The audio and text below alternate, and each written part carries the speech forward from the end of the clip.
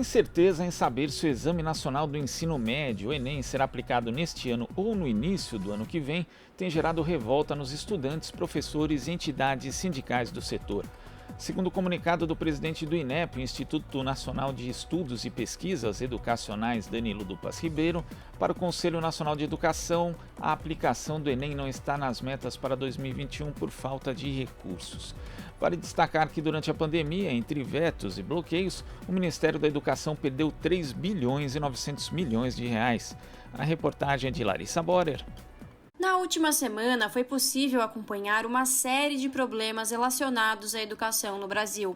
A dificuldade financeira que pode fechar a Universidade Federal do Rio de Janeiro, o imbróglio envolvendo a distribuição de tablets com acesso à internet prometidos pela Prefeitura de São Paulo em agosto e ainda não entregues, e agora a incerteza sobre a realização do Enem neste ano por falta de verba. Andressa Pelanda, coordenadora-geral da Campanha Nacional pelo Direito à Educação, avalia que a proposta de adiamento do Enem é mais um caso de falta de prioridades do governo federal e de descumprimento da responsabilidade de garantir educação para os brasileiros. A proposta do governo de adiamento do Enem é só mais um caso de demonstração de falta de prioridade e de descumprimento da responsabilidade da União com a garantia universal do direito à educação e com a democratização do acesso ao ensino superior. Nós já tivemos dificuldades enormes com o Enem deste ano, que poderiam ter sido evitadas caso o Ministério da Educação tivesse tido uma atitude mais responsável e condizente com sua responsabilidade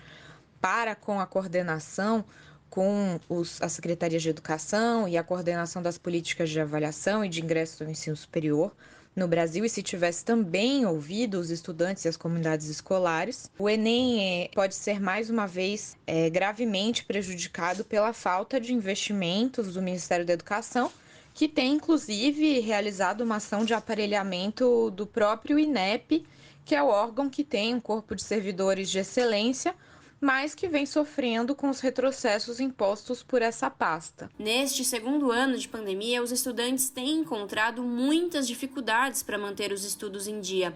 A principal delas é o acesso à internet. Em março deste ano, Bolsonaro vetou integralmente projeto de lei que previa a internet gratuita para alunos e professores da rede pública de ensino. Rosana, presidente da União Brasileira dos Estudantes Secundaristas, comenta que o número de abstenção no último Enem demonstra as dificuldades dos estudantes.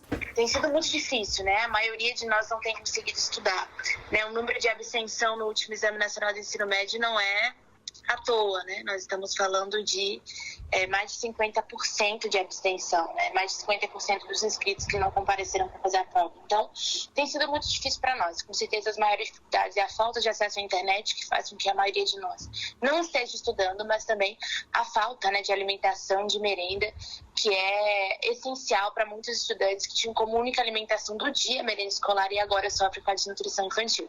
Então, tudo isso, mais o combo, enfim, de desorganização e irresponsabilidade tem feito com que os estudantes não consigam estudar. Matheus das Neves, que se formou no ensino médio no final de 2020 e este ano estuda para prestar vestibular, conta que o Exame Nacional do Ensino Médio é o início de um sonho e essa incerteza gerada pelo INEP causa preocupação e ansiedade. Falar sobre Enem é falar sobre sonhos de entrar na universidade, mas também sobre muito receio, né? Então, não bastasse a pressão natural que é ser vestibulando, não bastasse a ansiedade e a angústia normal, a gente vê um Ministério da Educação totalmente que virou as costas, sabe? E que toma decisões sem consultar os estudantes e que, mais do que isso, não dá respostas contundentes às nossas dúvidas, porque cada passo que o INEP e o MEC dão causa mais aflição na gente, mas mais do que isso, o Enem é uma ferramenta muito importante de democratização do acesso à universidade no nosso país, né?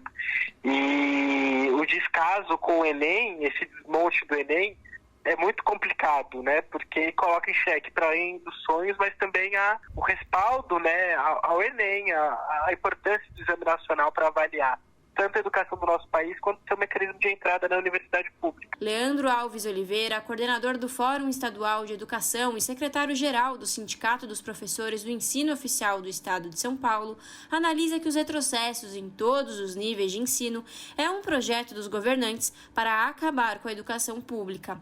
Nós realmente estamos vivendo um grande retrocesso da educação pública em todos os níveis, municipal, estadual e federal.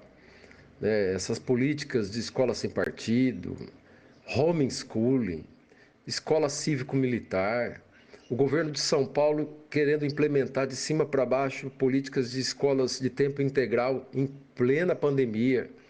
Então, o contingenciamento que foi feito pelo MEC com as universidades no começo do mandato do Bolsonaro, a falta de investimento em educação, a degradação da educação do país, não é política pública, na realidade é um projeto político dos governantes de acabar com a escola pública. Larissa Borer, Rádio Brasil Atual. Você está ouvindo Jornal Brasil Atual. As notícias que os outros não dão.